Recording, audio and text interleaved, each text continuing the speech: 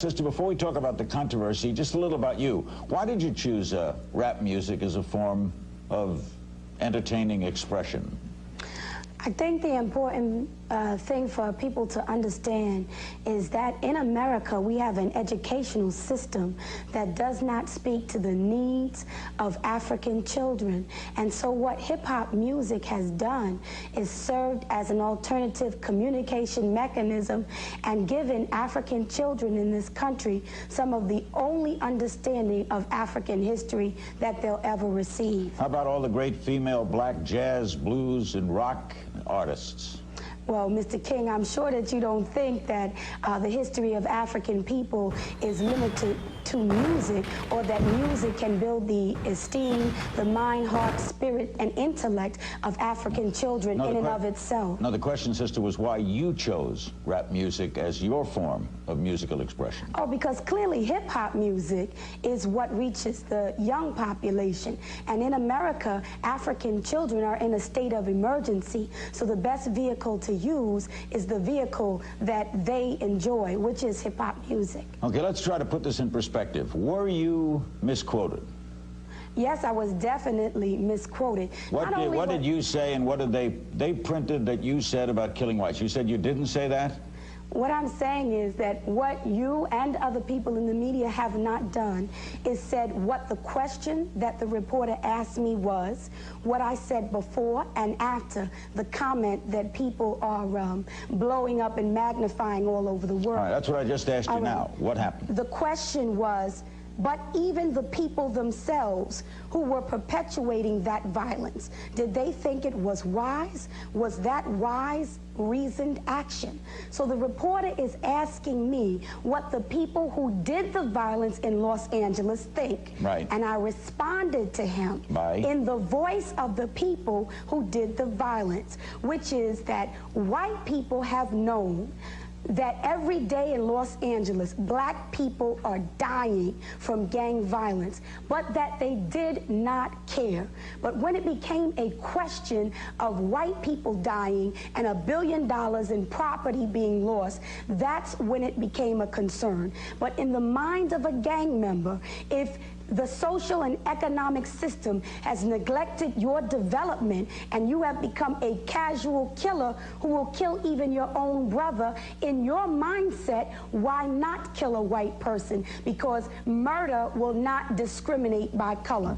The other thing that I said is that injustice anywhere is a threat to justice everywhere, and that if white America continues to neglect the development of African youth and it turns into economic and criminal justice crisis, they will be the victims of that system as well as black people. When the Washington Post printed that, did you then issue any kind of a statement saying that here is the way it was asked, here is the way it was answered, and taken on those terms, you're reading it wrong? No, actually, I'm used to newspapers having preconceived notions and preconceived actions, because the issue of white supremacy and racism in America is so explosive. What happens is people don't want to hear what African people are actually saying. They want to hear what they want to hear. And so they manipulate the African leadership's words all the time. Do you think that... Okay, so Yedidiah over here explained that it was really important for African Americans to feel like, for African Americans to have a linkage for some way to get back to the motherland. So what I was trying to explain, that a lot of different countries have an initiative to like, if you are of their original descent, for instance, Israel. If you are of Israeli descent, or if one of your parents are Jewish, you have a birthright and you are eligible to go to Israel for free. And it's a program that they have. And I think what he was trying to incorporate was, it would be awesome if African Americans had that same kind of birthright to get back to Africa, to actually link and see for free with this program, to see like where you actually come from. It would be very beneficial. I think it would be very beneficial to our entire community to uplift African Americans so that we can actually know where we do come from. Can I ask you a question? That was good. Yeah, definitely. What's the African American? what is an African American? An African American, to my definition, is somebody who was born here. But when you talk about nationality, that's what I'm asking you a question. Let's move it back here.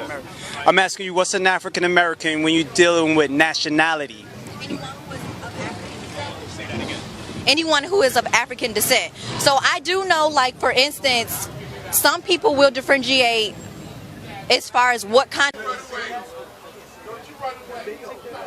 Our primary goal, I believe, like within our black community, is education.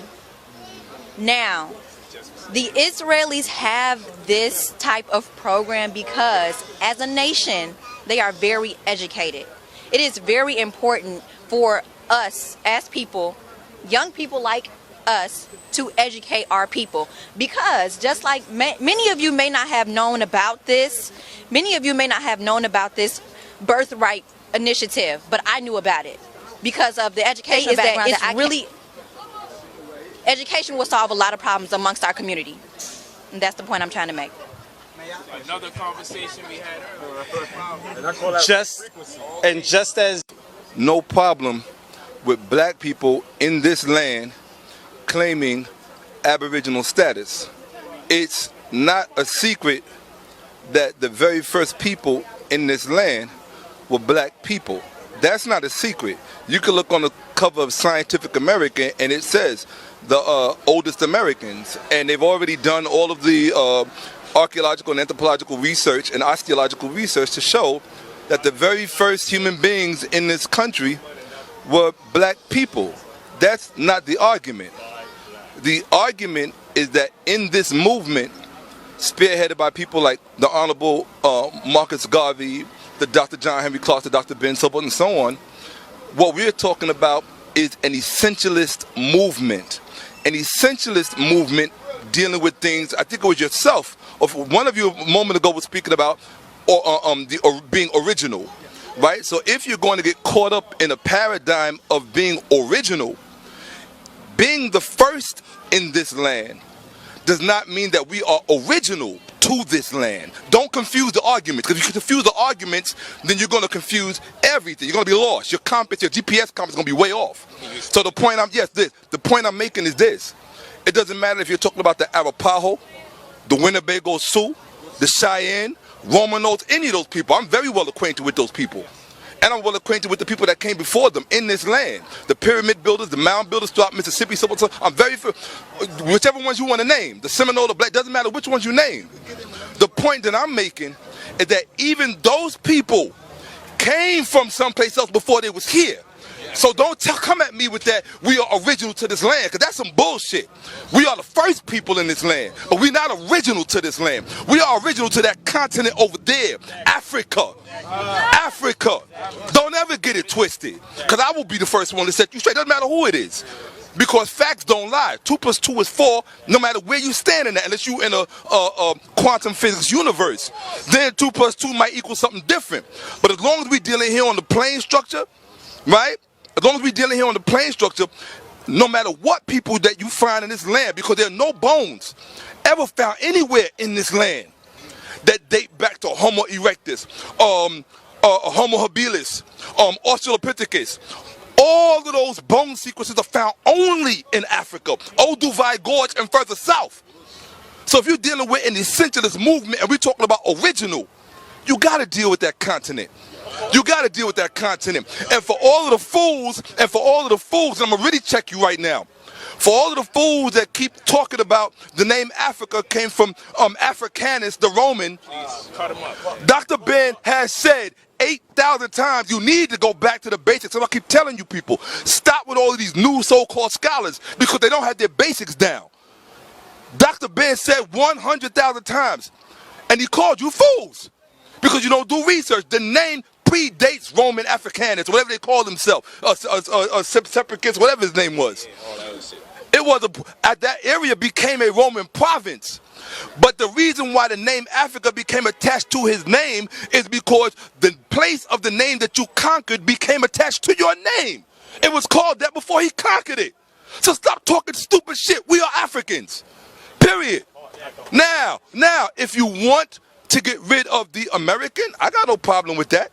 If you want, I got a tattoo on my shoulder right here. If I say it, I mean it. 100% African, Nubian, and black. It's right there on my shoulder. So I never look in the mirror and get confused or get it twisted or let somebody come up to me and tell me that I'm original to this land. I am not original to this land. I'm original to that land below the equator. You understand? You can pick apart any part you want. My mother lives in Ghana. I got family in Sierra Leone. I speak most of the languages from that region. So I have no problem with that. I have no problem with any of it, but I'm an African. You are an African. I'm not buying into the falsehood that we all came over here on slave ships. We all know that's game. We know that's game. That's game. We were here long before they got here. You want to call us Moors, you want to call us Washita, you call us whatever you want. We were here. But we were everywhere before they got here. It doesn't matter what part of the planet you name. We were everywhere. That's not a secret. And whatever mutations we went through to become something else, then that's what it was. If you ask me, these days I'm starting to think that these crackers don't come from us. I'm really thinking they came from someplace else. Because, I'm going to tell you why. Because there's a large movement amongst white people that are saying that. There's a comedian, one of my favorite comedians, a white boy. His name is Louis C.K. And you know it. Louis C.K. has a whole segment. Now, he's joking as if he's a white Richard Pryor on stage. But he says, you ever look at white people? We act like we don't come from this planet. And then he goes through and describes detail by detail why he says that. Yeah, Louis C.K. Yeah, they don't like him anymore after that because that... Shut that shit down. It's not a problem. You can bring me any Hebrew, Jew, Christian, Muslim, bring them all. They all tied to the same bullshit. Well, let me ask you, where do the Ten Commandments come from? Because I had a Hebrew here earlier, and he was telling me it come from the Most High. It come from the Most High. Yeah. Okay, ask me this. What was Moses fleeing from Egypt for? Why did he have to flee Egypt? Why did Moses have to flee Egypt? All right, these are the questions. That's what I'm asking you. I'm asking you. Anybody out here, why did Moses have to flee Egypt? For murder. He murdered Pharaoh's soldier and he had to flee Egypt. Then 80 years later, he went up on the mountain and got a law from God that said, thou shalt not kill. Now how the hell he gonna get the law from God 80 years later when he was fleeing from Egypt for murder? Go look it up. Even the Hebrews that saw him do that. He saw the two Hebrews arguing, right? And so they say he tried to check the Hebrews about arguing with one another, saying that y'all brothers, but then the Hebrew looked at him and said, how can you judge us for you slay Pharaoh's soldier? And they used the word kill in that verse. So they understood the concept of killing long before Moses supposedly got some laws on the mountain. That's true. Is it true that the story of Jesus is a direct plagiarized script from Kemet?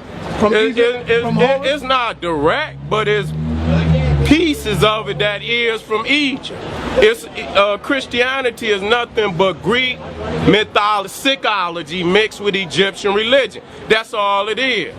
The gods that you call, the greater gods of ancient Rome, they took places in Christianity. You see Cupid, that's the baby angel, that was already there. You got Venus, the Virgin, she was already there. Okay, and Jesus is nothing but Zeus. Say Jesus in Spanish. Hey Zeus. Hey Zeus, that's right. Hey Zeus. Son of goddamn Zeus. That's all that it is. Is that just a coincidence? When you can take Jesus and put him right next to Serapis, and they looked at, you can see the shit for yourself, but you don't want to accept the fact. They see it, but they know if they tell on Master gonna dig in that ass. See, Master still signing them checks though. So you can know the truth, but as soon as a nigga have to put his check and the truth on the line, he gonna choose the check. So a lot of these people know this shit. They know that this shit is old, man. Everybody know that Jesus is a copy of Horus mixed with Greek mythology. About to act up. The sage of the age. My mind is stronger than the whole nations combined. You can get all the Arabs in the world, goddamn it, you can put them all together and I still got them beat. One mind greater than whole races and shit. God damn. And that's real. That's real. Come on in. Put the yak down for a second. I know y'all about to go out about 11 o'clock. Y'all ready to go get your yak on. Just chill out for a second. Want to talk to y'all about a few things. You understand what I'm saying? Just warming up. You know, I got so much information that, you know, I might as well just start dropping bombs tonight. You know, even before the lecture start tomorrow, I'm going to just start dropping bombs tonight. Let me ask y'all a question. Matter of fact, let me get a swig of water first. You know what I'm saying? Because I'm about to spit this fire. You feel me? I'm about to spit this fire on you niggas.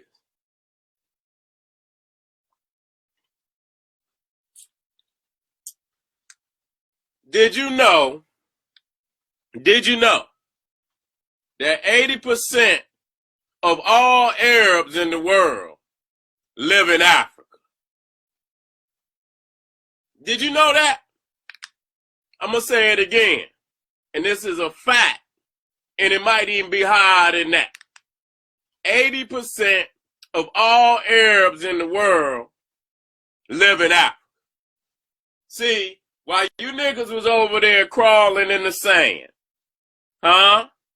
Y'all over there with your forehead on the sand, praying to a mystery God. You niggas over there praying, running around a shoebox in the sand that y'all call the Kaaba. A shoebox in the sand that you call the Kaaba. Huh? The Arabs snuck into Africa. They didn't really sneak in. They seized Africa, opened the door for all their families, invited their families in, right? And so while you niggas was over there with your forehead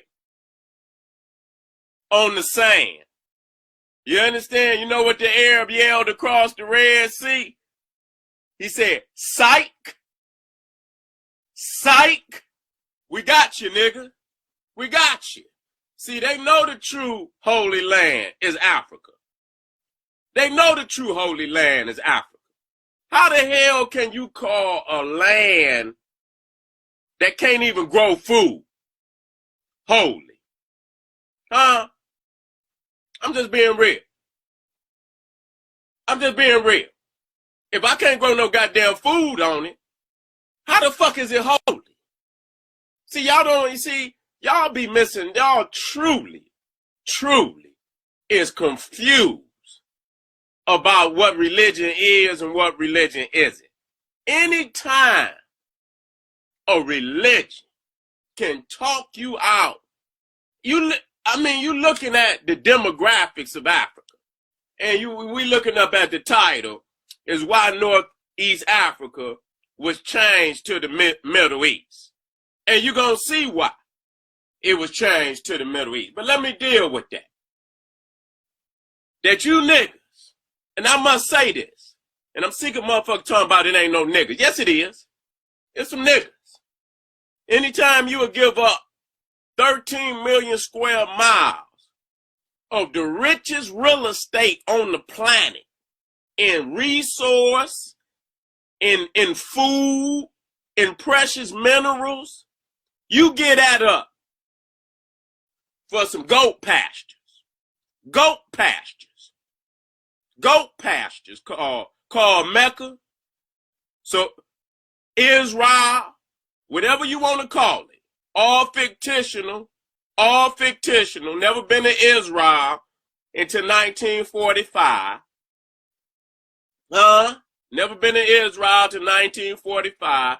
Maybe in them comic books that you call the Bible, you know, Marvel Comics ought to buy goddamn the Bible, put a copyright on the Bible, because them goddamn characters in the Bible is no realer than them goddamn characters in Marvel Comics.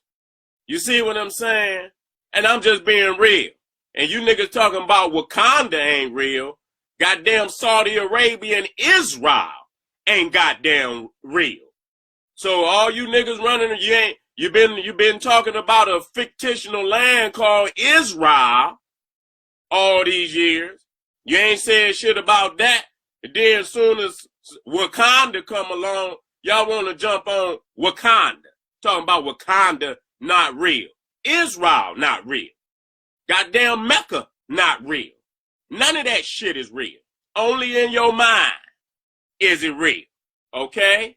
No historical evidence that any of them lands ever existed into the modern era. But, you know, that's for you believers. That, you know, I'm about knowledge. You know, I'm about knowing. See, belief is the